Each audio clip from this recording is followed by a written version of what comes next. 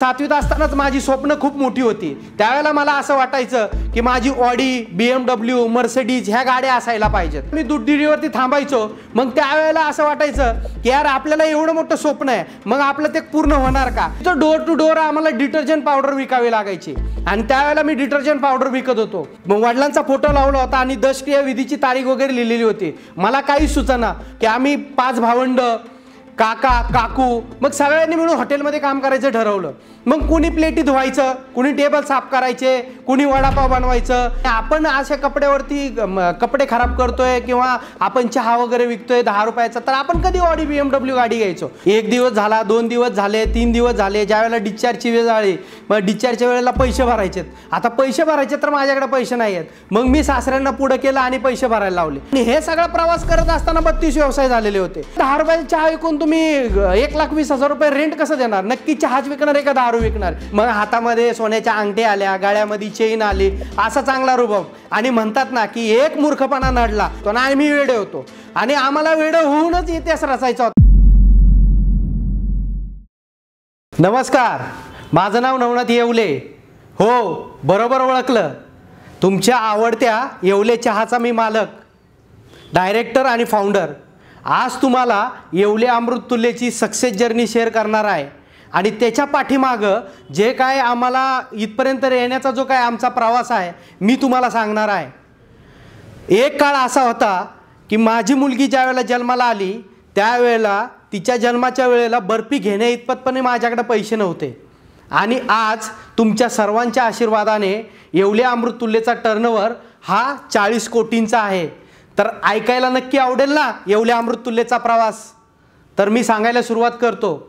येवले आम्ही मूळचे पुणे जिल्ह्यातील पुरंदर तालुक्यातील दुष्काळग्रस्त असा ओळख आमच्या तालुक्याची आणि त्याच तालुक्यामधलं छोटंसं गाव ते म्हणजे आस्करवाडी।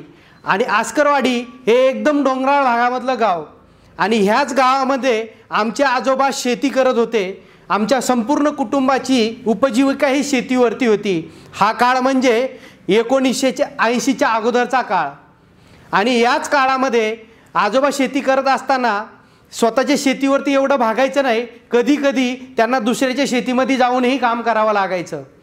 असंच करत असताना कुटुंब वाढत होतं आणि कुटुंब वाढता वाढता कर्जाचा डोंगर आजोबांच्या डोक्यावरती झाला आणि हेच फेडण्यासाठी म्हणून आमच्या वडिलांना पुण्यामध्ये कामाला पाठवण्यात आलं। त्यावेळेला पुण्यामध्ये वडिलांनी एका अमृततुल्यच्या दुकानामध्ये काम केलं। जवळजवळ 2 वर्ष काम केल्याच्या नंतर कर्ज फिटलं। मग वडिलांनी असा विचार केला का नाही आपला शेतीचा व्यवसाय आहे आणि त्या व्यवसायाला पूरक असा आपण काय व्यवसाय करू शकतो का? कारण त्यांचे 4 भाऊ आणि आजोबा हे म्हणजे आमचे आजोबा ते शेतामध्ये काम करायचे। मग वडिलांनी असा विचार केला का नाही मग ह्यांना 2 म्हशी घेऊन देऊ आपण, म्हणजे आपल्या शेतीला दुधाचा व्यवसाय चालू होईल। मग त्यांनी 1-2 म्हशी घेऊन दिल्या आणि दुधाचा व्यवसाय चालू झाला। मग तेच दूध आजोबा पुण्याच्या मार्केटमध्ये येऊन दूध विकायचे। त्यावेळेला गाडी, घोडागाडी असा काही विषय नव्हता, म्हणजे डोंगरातून पायवाट आणि त्या पायवाटीवरून दूध घेऊन ते मार्केटमध्ये आणून विकायचे। पण सगळं दूध मार्केटमध्ये विकलं जायचं नाही, तर काही दूध शिल्लक राहायचं। मग आजोबांना प्रश्न पडायचा की उरलेल्या दुधाचं करायचं काय? मग असंच चर्चा करताना वडिलांना लक्षात आलं की 1-2 वर्ष झालं आपण एका चहाच्या अमृततुल्यच्या दुकानावरती काम करतोय, मग का नाही मग आपण चहा बनवून विकायचा? मग वडिलांनी असा विचार केला की आपल्याकडे एवढे पैसे नाहीत। मग त्यांनी एका मित्राला बरोबर घेतलं आणि पुण्यामध्ये कॅम्पात MG रोडवरती एक दुकान भाड्याने घेतलं आणि तिथून वडिलांनी चहा विक्रीला सुरुवात केली। जवळजवळ 1-2 वर्ष झालं वडिलांनी चहामध्ये थोडे पैसे कमवले। मग वडिलांची अशी इच्छा होती की आपलं स्वतःचं दुकान असायला पाहिजे। मग 1983 साली त्यांनी एक पुण्यामध्ये सॅलिसबरी पार्क वर्षा अपार्टमेंटमध्ये एक दुकान पाहिलं, पण दुकान घेणे इतपत आमची एवढी ऐपत नव्हती। वडिलांकडे एक तुटपुंज भांडवल होतं, काही पैसे मित्रांकडनं घेतले, काही नातेवाईकांकडनं घेतले, एवढे पैसे गोळा करूनही पैसे कमी पडले। मग त्यावेळेला त्यांना त्यांच्या स्वतःच्या आईचे दागिने मोडावे लागले आणि त्याच वेळेला माझा जन्म झाला 1983 साली आणि खऱ्या अर्थाने श्री गणेश अमृततुल्य या नावाने आमचा चहा विक्रीचा व्यवसाय सुरुवात झाला। व्यवसाय बऱ्यापैकी चांगला चालू होता। त्यावेळेला चहाला क्वालिटी एवढी सर्वोत्तम होती की तो चहा पिण्यासाठी भरपूर लोक लांबून लांबून तिथे यायचे आणि त्यावेळेलाही रांगा लागायच्या. पण आपण म्हणतो ना की काला हे तस्म हे नमः. काळ जसा बदलत चाललाय तशा खाण्याच्या पद्धती बदलत चालल्या होत्या आणि त्या खाण्याच्या पद्धतीबरोबर एका अमृततुल्य चहाच्या बरोबर त्याची जागा वडापाव, पोहे, उपीट, शिरा हे वेगवेगळे प्रोडक्ट ॲड होत गेले. मग श्री गणेश अमृततुल्यचं श्री गणेश स्नॅक सेंटर झालं आणि मग त्या स्नॅक सेंटरमध्ये लाईव्ह बनवणारा जो चहा होता तो एका 10 लिटरच्या केटलीमध्ये आला आणि तिथून तो चहा लोकांना देऊ लागलो. पण आपण म्हणतो ना की जे कॉन्सन्ट्रेशन होतं चहा बनवायचं ते कुठंतरी पाठीमागं गेलं. कारण त्यावेळेला पुण्यामध्ये अमृततुल्य खूप फेमस होतं. पण जसं वडापाव, पोहे, उपीट, शिरा हे ॲड झाले तर अमृततुल्य कुठंतरी लोप पावायला लागलं. आणि त्याच काळी म्हणजे माझं शिक्षण 10वी कंप्लीट झालं 1999ला आणि वडिलांनी मला चहाच्या दुकानावरती आणलं. मी थोडे दिवस थांबलो. मग वडिलांनी मला एक कॉम्प्युटरचा कोर्स लावला आणि त्यांनी एक कॅम्पामध्ये भीमपुरा गल्ली नंबर 12मध्ये एक दूध डेअरी घेतली होती आणि त्यांनी मला सांगितलं की आता तू ही दूध डेअरी सांभाळ. मग मी दूध डेअरीवरती थांबायचो. पण मला असं काहीतरी मोठं करायचं होतं कारण 7वीत असतानाच माझी स्वप्न खूप मोठी होती. त्यावेळेला मला असं वाटायचं की माझी ऑडी, BMW, मर्सिडीज ह्या गाड्या असायला पाहिजेत. आणि मग ज्या वेळेला मी दूध डेअरीवरती थांबायचो मग त्यावेळेला असं वाटायचं की यार आपल्याला एवढं मोठं स्वप्न आहे मग आपलं ते पूर्ण होणार का. आणि जे पण काय केलेलं आहे हे वडिलांचं अस्तित्व आहे. आपण आपलं काहीतरी केलं पाहिजे. मग हे करत असताना मग मी तिथून बाहेर पडलो.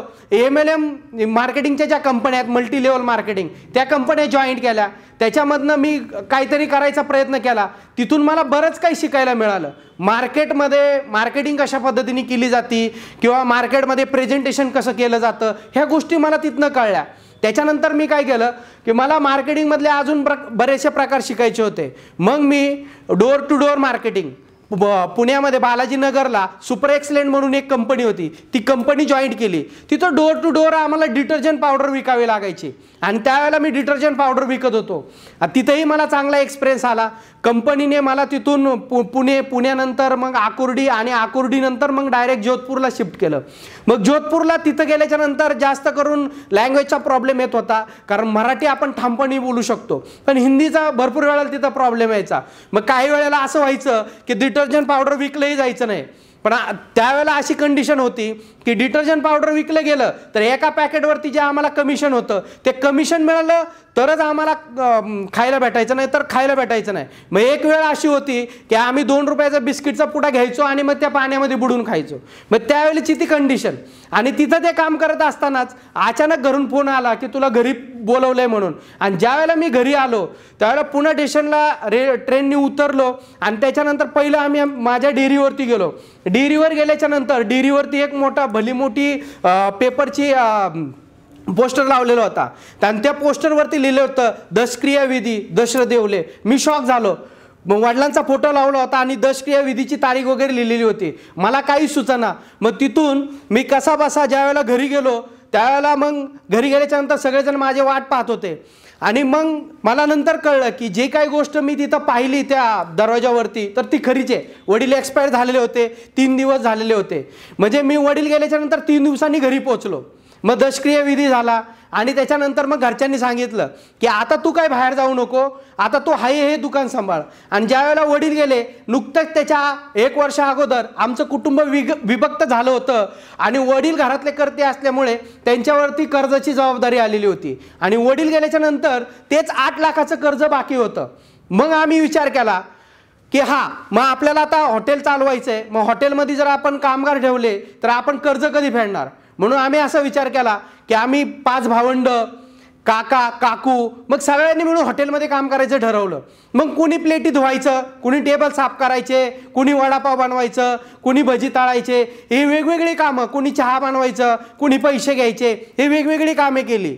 कुणी डिलिव्हरी द्यायला जायचं. हॉटेलवर ज्या वेळेला काम करत होतो त्यावेळेला लोक यायचे आणि सांगायचे आणि ज्यावेळेला आम्ही स्वतःकडे पाहायचो त्यावेळेला चहा विकत असताना चहावरती जे चहाचे जे डाग आहेत ते कपड्यावरती पडलेले असायचे. अगदी मळकटलेले कपडे. आणि ज्यावेळेला लोक सांगायचे की अरे तुम्ही एका दुकानावरती काय करताय एकदम त्यावेळेला एकदम क्लिक व्हायचं की अरे यार आपलं स्वप्न काय आहे. आपल्याला ऑडी BMW गाडी घ्यायची आणि आपण अशा कपड्यावरती कपडे खराब करतोय किंवा आपण चहा वगैरे विकतोय 10 रुपयाचा तर आपण आपण कधी ऑडी BMW गाडी घ्यायचो. आणि मग तिथून मग मी बाहेर पडलो. बाहेर पडल्याच्या नंतर मग भाजी विकायचा व्यवसाय चालू केला. मग ज्यावेळेला भाजी विकायला सुरुवात केली त्यावेळेला एक 10 रुपयाची मेथीची गड्डी विकायला लागलो. मग मेथीची गड्डी किंवा कोथिंबीरची गड्डी विकताना सुद्धा हा विचार यायचा की यार 10 रुपयाच्या गड्डीमध्ये मी ऑडी गाडी कधी घ्यायचो. मग ही स्वप्न रिअलाइज व्हायची. मग हे करत असताना ज्या वेळेला एक रिलायन्सचा एक मोबाईल आला होता त्यावेळेला तो मोबाईल घ्यायला सुद्धा आमच्याकडे पैसे नव्हते. तर 500 रुपयाचा मोबाईल आम्ही 2 मित्रांनी, त्यांनी 250 रुपये दिले आणि मी 250 रुपये दिले, असं करून आम्ही तो मोबाईल घेतला. आणि त्याच्यानंतर आम्ही डिटर्जंट प्रोडक्ट जे होतं ज्याची आम्ही डोर टू डोर मार्केटिंग करायचो ते डिटर्जंट प्रोडक्टची कंपनी स्थापन केली आणि ते मार्केटमध्ये प्रोडक्ट विकायला लागलो. आणि मग ते विकत असताना सुद्धा कुठेतरी आम्हाला वेगळे चॅलेंज आले. मग तोही व्यवसाय थांबवला. आणि तो विकत असताना मग प्रत्येक व्यवसाय करताना एकच गोष्ट क्लिक व्हायची की अरे हा व्यवसायातून माझं जे स्वप्न आहे ते साध्य होईल का. आणि ज्या वेळेला असे व्यवसाय करत असताना मग एंडला मग व्यवसाय हे केला की मोबाईल शॉपिंग म्हणजे मोबाईल रिपेअरिंगचा क्लास केला. आणि मोबाईल रिपेअरिंगचा क्लास केल्याच्या नंतर असा विचार केला की मोबाईल शॉपिंग काढायच्या. जसं एक मोबाईल शॉपिंग झाली, दुसरी झाली, तिसरी झाली. आणि आपण म्हणतो ना की 200 रुपये कधी न खिशात येणाऱ्या माणसाच्या खिशामध्ये 20-20 हजार 30-30 हजार रुपये यायला लागले.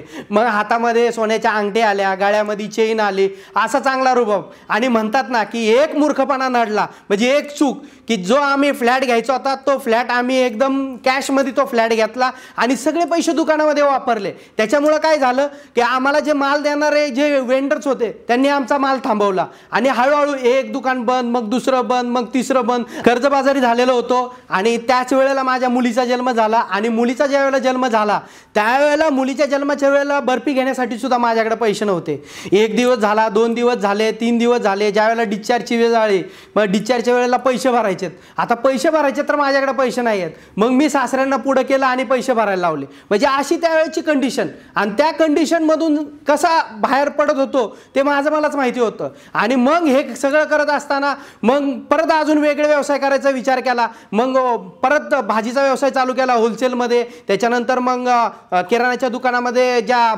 1-1 रुपये 2-2 रुपये शेंगदाण्याच्या पट्ट्या असतात तो व्यवसाय सुरुवात केला. त्याच्यानंतर मग आळेमीचा प्रोजेक्ट हातामध्ये घेतला होता. असे भरपूर वेगवेगळे व्यवसाय केले. आणि सगळे व्यवसाय केल्याच्या नंतर प्रत्येक व्यवसायामध्ये कुठं ना कुठं तरी फेल्युअर येत होतं. आणि हे फेल्युअर काय येत होतं हे कळत नव्हतं. आणि मग ज्या वेळेला आमचं अख्खं कुटुंब एकत्र बसलं होतं त्यावेळेला अण्णांकडनं आम्हाला कळलं की ज्या वेळेला 1983 साली आपण आपलं चहाचं दुकान टाकलं होतं आणि त्यावेळेला आपला चहा खूप चांगला होता आणि भरपूर लोक लांबून लांबून चहा प्यायला यायचे. आणि त्यावेळेला एकदम चटकन एक गोष्ट क्लिक झाली, अरे काखेत कोळसा आणि गावाला वळसा. म्हणजे जे आपण म्हणतो ना की तुझं आहे तुझ्यापाशी परी तू जागा चुकलाशी. म्हणजे आमच्यापाशी आम्हाला काय पाहिजे ते होतं पण आपण वेगवेगळ्या व्यवसायामध्ये शोधत होतो. आणि हे सगळा प्रवास करत असताना 32 व्यवसाय झालेले होते. आणि मग ते 32 व्यवसायातून मग आम्ही शिकलेला अनुभव आणि त्याच्यानंतर मग रिअलाइज केलं की 2011 साली ठरलं की चहाचा व्यवसाय करायचा आहे. पण गोष्ट एक रिअलाइज झाली की जेवढे 32 व्यवसाय झाले ह्या 32 व्यवसायामधनं व्यवसायाचं काही चुकत नाही तर आपलं कुठंतरी काहीतरी चुकतंय. मग हे शोधण्यासाठी मग वेगवेगळे आम्ही मोटिवेशनल प्रोग्राम अटेंड करायचो, मोटिवेशनल पुस्तकं वाचायचो. आणि त्याच्यामधून आम्हाला एक कळलं की नाही व्यवसाय करण्यासाठी सायंटिफिक टेक्निक खूप गरजेचे आहेत. आणि मग त्याच्यामध्ये ब्रँडिंग कशी करायची, मार्केटिंग कशी करायची, प्लॅनिंग कसं करायचं, मार्केटमध्ये आपलं स्थान कसं निर्माण करायचं ह्या गोष्टी शिकल्या. बिझनेस कोचिंगचा क्लास लावला त्याच्यामधूनही भरपूर काही गोष्टी शिकायला मिळाल्या. आणि 2011 साली आम्ही चहावरती काम करायला सुरुवात केली होती. इथून मागे जेवढे पण आम्ही व्यवसाय केले प्रत्येकामध्ये आम्ही फक्त पैसा बघायचो की हा व्यवसाय करायचा ह्याच्यामध्ये पैसा मिळेल, तो व्यवसाय करायचा त्याच्यामध्ये पैसा मिळेल. मग प्रत्येक व्यवसाय पैसा बघून करायला लागलो. पण हा एकमेव चहाचा जो व्यवसाय आहे ज्याच्यामध्ये आम्ही पैसा बघितला नाही. आधी म्हणलं की लोकांना चांगल्या पद्धतीचा चहा बनवू, एक मार्केटमध्ये स्वतःचं नाव क्रिएट करू आणि त्याच्यानंतर पैसा तर ऑटोमॅटिक येणारच आहे. पहिला आपण आपल्या कामावरती लक्ष दिलं पाहिजे. इथून मागे जेवढे पण व्यवसाय केले प्रत्येक व्यवसायामध्ये आम्ही हेवी इन्व्हेस्टमेंट करायचो आणि व्यवसाय करायचा प्रयत्न करायचो. म्हणजे मोबाईल शॉपी टाकल्या तरी 3 मोबाईल शॉपी करायच्या म्हणजे हेवी इन्व्हेस्टमेंट. भाजीचे दुकान AC मॉल टाकले होते भाजीचे, तिथेही 2-3 मॉल झाले होते म्हणजे हेवी इन्व्हेस्टमेंट. पण चहाचा एकमेव व्यवसाय असा होता की ज्या व्यवसायामध्ये आम्ही असा विचार केला की हेवी इन्व्हेस्टमेंट करायची नाही. कारण तिथपर्यंत येताना जवळजवळ आमच्यावरती 1,20,00,000 कर्ज झालेलं होतं. हा प्रवास म्हणजे 32 व्यवसाय आपण म्हणतो ना की अनुभव हा का फुकट मिळत नसतो, तो विकतच घ्यावा लागतो. आणि तो आम्ही विकत घेतला 32 व्यवसायातून. आणि कुठंतरी 2011 ते 2017 आम्ही चहावरती स्टडी केला. म्हणजे 200 पाणी 2 फुलकेसच्या वया आमच्या भरलेल्या होत्या. आणि पूर्ण अभ्यास केल्याच्या नंतर भरपूर गोष्टी कळल्या की ह्या व्यवसाय करताना आहे ना आम्हाला व्यवसायाचा मोठा घास घ्यायचा नव्हता, छोट्यापासून आम्हाला सुरुवात करायची होती. आणि ही सुरुवात करण्यासाठी आम्ही काय केलं की भारतीय विद्यापीठमध्ये एक टपरी, मित्राचीच टपरी भाड्याने घेतली आणि त्या भाड्याच्या टपरीवरती आम्ही R&D करायला सुरुवात केली. मग जी काय आम्ही क्वालिटी 11 ते 2017 पर्यंत जी फायनल केले होत्या घरी टेस्टिंग घेऊन, मग आम्ही तिथं ते इम्प्लिमेंट करायला सुरुवात केली.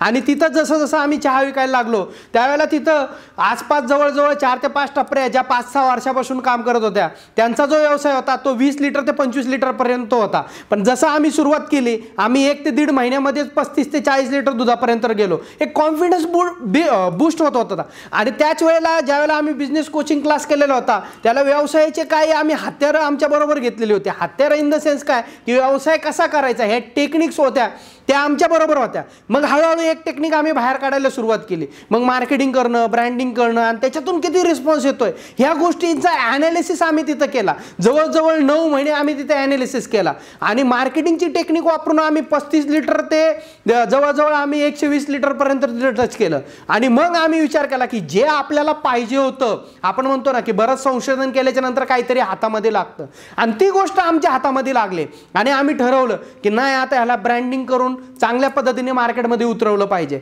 आणि परत त्याच्यावरती काम करायला सुरुवात केली. म्हणून आम्ही कुठून सुरुवात करायची तर पुण्यामध्ये जे सेंटर लोकेशन होतं की इथं सुरुवात केल्याच्या नंतर सगळ्या लोकांपर्यंत ते पोहोचल म्हणून आम्ही जागा निवडली. श्रीमंत दगडूशेठ हलवाई फराज खाण्याच्या समोरच आम्ही ती जागा रेंटनी घेत होतो. रेंटनी घेताना ज्यावेळेला ओनरशी डिस्कशन झालं त्यावेळेला ओनरशी बोलत होतो की आम्हाला तुम्ही दुकान भाड्याने द्या म्हणून. आणि आम्ही डेअरिंग केली होती की 2 दुकानं, 2 जे गाळे होते ते रेंटनी घ्यायचे आणि त्या गाळ्याचं रेंट होतं 1,20,000 रुपये. ज्यावेळेला ओनर म्हटला की तुम्ही इथं काय विकणार तर आम्ही सांगितलं की आम्ही चहा विकणार आहे. तो म्हटला चहा किती रुपयाचा आहे तुमचा? म्हटलं 10 रुपयाचा चहा आहे. अरे म्हटलं 10 रुपयाचा चहा विकून तुम्ही 1,20,000 रुपये रेंट कसं देणार? नक्की चहाच विकणार आहे का दारू विकणार? आम्ही म्हटलं चहा विकणार आहे. तुम्ही त्याची काळजी करू नका, आमचा मार्केट स्टडी करा. आतापर्यंत जेवढे पण व्यवसाय केलेले तर आम्ही रेंटनी घेऊन केलेले आणि कुणाचं भाडं थकवलेलं नाही म्हटलं आणि तुमचं भाडं थकवणार नाही. आम्ही जे काही करतोय त्याच्यावरती आमचा कॉन्फिडन्स आहे. आपण म्हणतो ना की आतापर्यंत प्रत्येकाचं वेगवेगळ्या लोकांचं ऐकत होतो. हा चहा एकमेव व्यवसाय असा होता की आम्ही आमचे कान अक्षरशः बंद केले होते. जे ऐकायचं ते स्वतःचं ऐकायचं, आम्ही कुणाचंही ऐकलं नाही. आणि 1,20,000 रुपये मध्ये आधी 1,20,00,000चं कर्ज आणि त्याच्यामध्ये अजून 20 लाख आम्ही कर्ज काढतोय आणि हे कोणतरी एक येडाच करू शकतो आणि आम्ही वेडे होतो आणि आम्हाला वेडं होऊनच इतिहास रचायचा होता. आणि ती सुरुवात केली आम्ही 9 फेब्रुवारी 2018ला. ओपनिंग झाली अक्षरशः तिथपर्यंत म्हणजे त्या आउटलेटपर्यंत जाईपर्यंत आम्ही टपरी ज्यावेळेला होतो त्यावेळेला आम्ही सगळं हायजेनिक, क्वालिटी, टेस्ट हे सगळं मेंटेन करायचो आणि त्याच वेळेला आम्हाला 30 ते 40 फ्रँचायझीच्या रिक्वायरमेंट होत्या. आणि 9 फेब्रुवारी 2018ला ज्यावेळेला आमचं आउटलेट ओपन झालं दुसऱ्याच दिवशी जो आम्हाला रिस्पॉन्स पाहिजे होता चहाचा तो मिळाला आणि तिथून पुढे येवले अमृततुल्यची जर्नी जी आहे एकदम फास्ट चालू झाली. आणि त्याच वेळेला आम्ही गोल डिसाईड केलेला होता की आमच्या एका वर्षामध्ये आम्हाला 100 आउटलेट करायचे. आणि तुम्हाला सांगायला आनंद वाटतो आणि तुमच्या प्रतिसादामुळं आज आमच्या पूर्ण महाराष्ट्र आणि महाराष्ट्राच्या बाहेर जवळजवळ 290 फ्रँचायझीपर्यंत आम्ही पोचलेलो आहे आणि आमचा टर्नओव्हर जो आहे 40 कोटीपर्यंत पोचलेला आहे. हे शक्य झालं केवळ तुमच्यामुळं. मित्रांनो, येवले अमृततुल्यचा प्रवास तर तुम्हाला कळलेलाच आहे. मित्र, एकच गोष्ट तुम्हाला सांगायची आहे की door to door marketing, MLM marketing हे सगळं माझ्याकडे काही नसताना मी त्यावेळेला ते केलं आणि तिथून ते आतापर्यंत जो काय प्रवास आहे म्हणजे मी केलं तर तुम्ही तर 101% करू शकता. का करू शकता? त्याच्या मागे एकच कारण आहे तुम्हाला सांगायचं. कारण व्यवसाय करताना पैसे लागत नाही, तुमच्याकडे एक चांगली आयडिया लागते आणि तुमच्याकडे इच्छाशक्ती लागते. तुम्हाला जिथपर्यंत जायचं ना तिथपर्यंत तुम्ही 101% पोहोचणार. ह्या प्रवासाचं एकच गोष्ट तुम्हाला सांगायची आहे की आयुष्यात काम करताना आपल्याला भरपूर अडचणी येतात आणि अडचणीवरती मात करून आपल्याला जिंकायचं असतं आणि ते जिंकण्यासाठी आपण प्रत्येक वेळेला प्रयत्न करणं गरजेचं असतं. फक्त व्यवसाय करताना मला तुम्हाला एकच गोष्ट सांगायची आहे की व्यवसाय करणं इतकं सोपं नाही आहे, पण व्यवसाय करताना व्यवसायाचं प्लॅनिंग, अभ्यास केला तर 101% तुम्ही व्यवसायामध्ये सक्सेसफुल होऊ शकता. कुणी मामाने केला, काकाने केला, आत्यांनी केला, मित्रांनी केला म्हणून व्यवसाय करायला जाऊ नका किंवा पैसा बघून व्यवसाय करायला जाऊ नका. जसं पहिली ते दुसरी, दुसरी ते तिसरी जाण्यासाठी आपल्याला 1 वर्षभर अभ्यास करावा लागतो, तसा व्यवसाय करताना सुद्धा तुम्हाला अभ्यास करावा लागणार आहे. अभ्यास करून जर तुम्ही व्यवसायामध्ये पडला ना, तर मी तुम्हाला 101% गॅरंटी देतो की तुम्ही व्यवसायामध्ये कधीच फेल होऊ शकत नाही. आणि जाता जाता एकच तुम्हाला सांगतो, तुम्हाला असं वाटत असेल की मी सक्सेसफुल होऊ शकता का? आज तुमच्याकडे काय आहे? तुमच्याकडे पैसा नाही आहे, काहीच नाही आहे, तुमच्याकडे शिक्षण नाही आहे किंवा शिक्षण आहे पण काय करावं कळत नाही. तुम्ही विचार करा, प्लॅनिंग करा, एक नवीन आयडिया डेव्हलप करा, आपलं पॅशन काय आहे ते शोधा आणि एक चांगल्या दृष्टिकोनातून प्लॅनिंग करून नवीन व्यवसायाचा अभ्यास करून त्याच्यामध्ये उतरा. जाता जाता एकच सांगल, बिना संघर्ष कोई महान नहीं होता, बिना संघर्ष कोई महान नहीं होता, बिना कुछ किए जय जयकार नहीं होता, बिना कुछ किए जय जयकार नहीं होता, जब तक नहीं पड़ती हाथोड़ी की चोट, जब तक नहीं पड़ती हाथोड़ी की चोट, तब तक एक पत्थर भी लोगों के लिए भगवान नहीं होता, तब तक एक पत्थर भी लोगों के लिए भगवान नहीं होता. जो स्टॉकनी जे इथं मला बोलवलं आणि जो काय आमची स्टोरी आहे जी सांगण्यासाठी आणि मांडण्यासाठी आम्हाला जे व्यासपीठ दिलं त्याबद्दल मी त्यांचा आभार मानतो आणि इथंच थांबतो. जय हिंद, जय महाराष्ट्र. हा व्हिडिओ आपल्याला कसा वाटला हे आम्हाला कमेंट सेक्शनमध्ये कळवा आणि आपल्या मित्रांसोबत शेअर करायला विसरू नका.